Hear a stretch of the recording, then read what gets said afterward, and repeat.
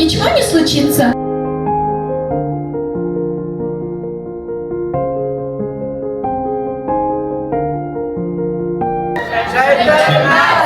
Vətən bölünməz.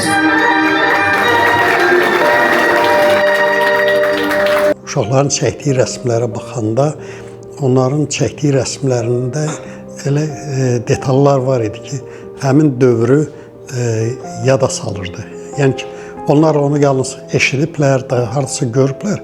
Tədbirdə ümumiyyətlə səhnədə çıxışlar, deyilən, göstərilən performanslar isə arada elə olurdu ki, özlüyümdən asılı olmayaraq hiss eləyirdim ki, mənim saçlarım yerindən tərpənir, olur ki, insanı duyğulandıranda görürsən ki, adamın tükü biz-biz olur.